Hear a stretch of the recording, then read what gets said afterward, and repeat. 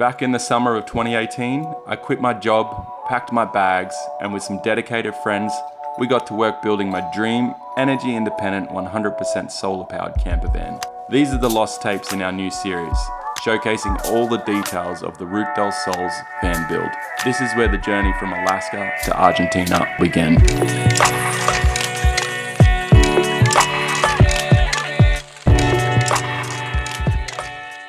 About to check out of this room. We're going to drive to the next town over. It's about 70 miles. We've got enough charge to get there. No worries at all. Today's a bit of an easier day than yesterday, and I'm glad that we're doing it.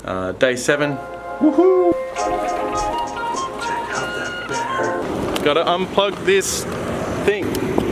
It's what you call charge station etiquette. Wrapping up the cables as you finish up so that you don't leave a mess behind. Mr. Beelan. Yes, sir. C'est à toi. À toi. And second leg of the trip. We got another 2 to go after this one. So we're coming up on the halfway mark of our battery bank, and we're pulling 64.3 miles. The amperage is really dropping when we're charging the tank. When it gets past the 3/4 mark, the amperage drops right down, and it makes the charge a bit slower at the end there. Brett's not being as conservative with the gas pedal this time around either, so I mean, that's something to say as well. We've been doing 50 miles an hour the entire trip so far. Happy about that, Brett? I really am, man. He looks happy. Look at him. Look how happy that guy is. I'm so happy. Such a happy guy. Alright, we're here again. Hello. Well, hello there. We are just under halfway empty. We made 72 miles, which is pretty sweet. Plug her in, Brett.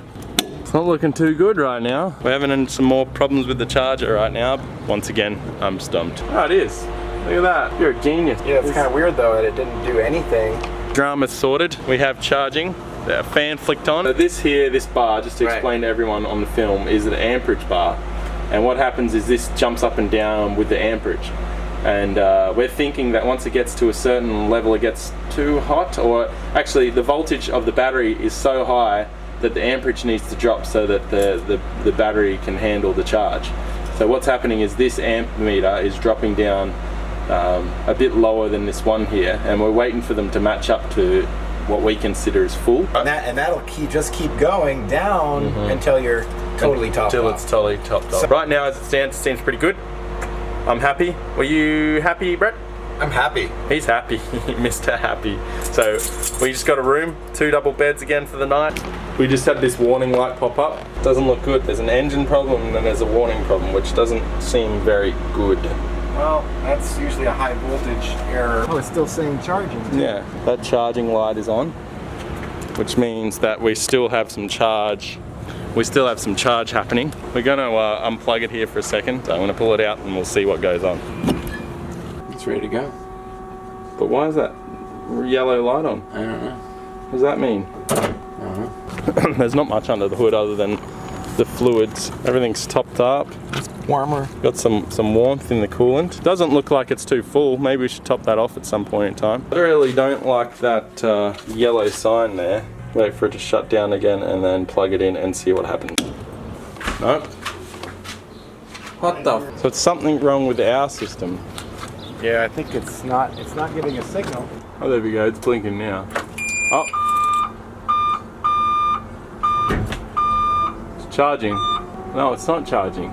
Well, even if it does, it's in this peculiar order. We should probably look at codes. Just Break that computer out? Is that what you're saying? Or if we can get our money back and go to the campground where we can plug in our charger.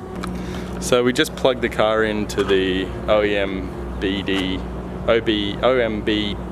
reader, and a couple of DTC codes popped up. We've taken photos of them and cleared them all.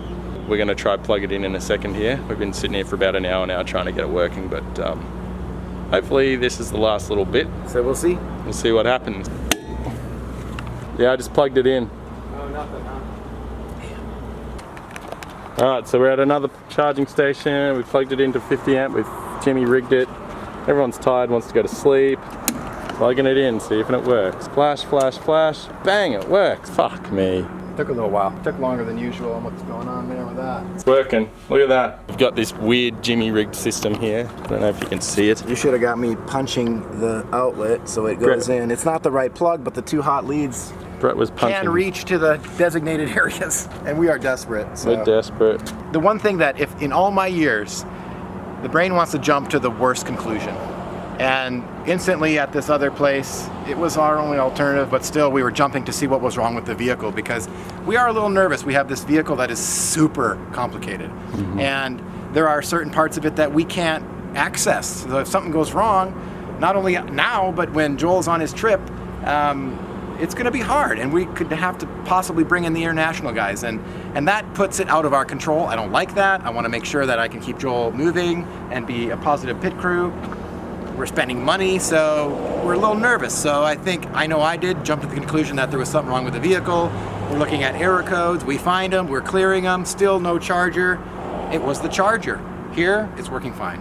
We're just working through problems, and we found a solution for the evening. You know what we should do? We should just put solar panels on the top of this thing so we don't have to worry about charging stations and all their different protocols and everything. We're gonna be fine. We're gonna walk through the fire and thrive. We just checked out of our hotel room. Day 3 of this crazy adventure. Got a full charge last night. Yeah, we're totally full for the first time, so we'll get to see exactly on that, basically everything we need to know about the battery pack. We're pushing on. We're going to Shasta, which is a big mountain town up about 90 miles from our current location.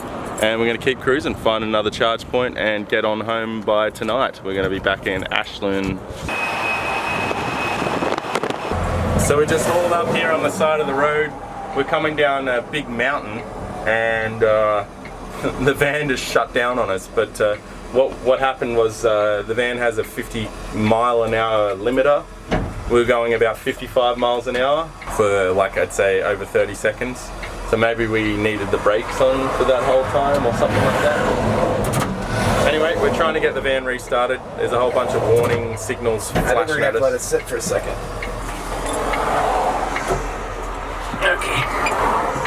Do you think it's good? It's probably a good idea to pull the computer out. All right, so we got this program. So now we're gonna get into the code system. What, should we just clear them all? We're hoping by clearing them all that we'll be able to get this up and running again. All right, so we're rolling again. So we're just assuming that because we were going down the hill and we were regenning so hard, this thing's equipped with regeneration braking. Yeah, all of the errors were high voltage errors as a result of the motor spinning really fast. So the faster the motor spins, the more it drives the voltage up, and there's a lot of systems that sense that and then shut the vehicle down because those could be damaging if you don't shut the vehicle down. All good, all happy, still rolling in the E-Star version 2.0, and happy about that. It's 3/4 a little bit. So we just got to Shasta City now, or Shasta the town, the village, and we've done nearly 90 miles, and we're coming onto a quarter of a tank. But so just wanted to note that coming through the mountains is obviously going to be cumbersome on our charge limits. People of Shasta, if you're watching this, love your stuff, love your stuff. Brett's over back there feeling sorry for himself.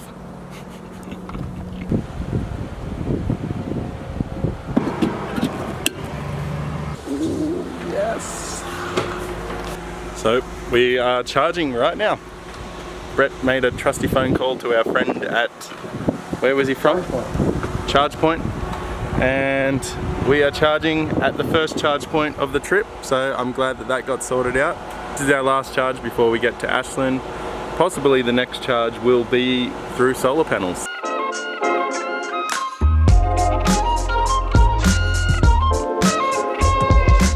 8 p.m, 9 p.m. right now, so we've been there for between 8 and 9 hours. And we literally got a quarter and a bit, maybe a third of a tank filled. So charging very, very, very, very, very slowly. So we decided we're going to pick up our shit. We got enough mileage to get us to the next town, which has 50 amp plugs, which seems to be the fastest method of charging for us. So we're going to risk it a bit. Had a great day, very tiring. Gonna be happy to be back home in Ashland again. What do you reckon, Brett? Oh yeah, tired. We had our adventure, and now it's time for a little R&R to get ready for the next leg. Get ready for the next leg. Get ready to do this building part, which is going to be epic and pure, and I can't wait to capture it all and turn it into something beautiful for everyone to enjoy and see. So isn't that something? So it's 12:30 on our last leg of the journey, 12:30 a.m. on the last leg of our journey. We need to go 38 miles. We just leapfrogged to a charging station because the charging station we were using first wasn't giving us enough amperage. There wasn't enough electrical current there.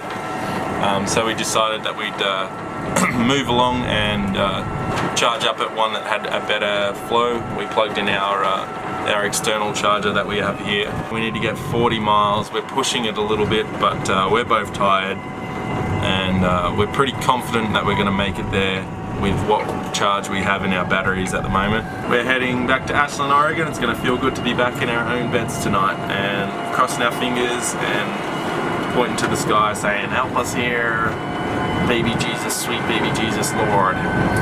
So it's like 1:30 in the morning. You can probably tell we made it. We made it to Ashland, Oregon. We have more than a quarter of a tank left, so probably shouldn't have been too worried, but as any rational human being should be worried at some point in time, because otherwise you wouldn't be rational and you'd just be making stupid decisions all over the place. But happy about that. Happy to be home in Ashland.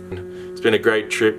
Me and Brett got to know each other even more than what we already know each other, what we've gotten to know of each other. So that makes me happy. We did 40.8 miles. We started at 600 miles, so we did 354 miles on that trip. It took us 3 days. So that's the kind of figures you're looking at, the kind of speeds that we're going to be traveling at when we do this trip. I'm ready for bed, so good night.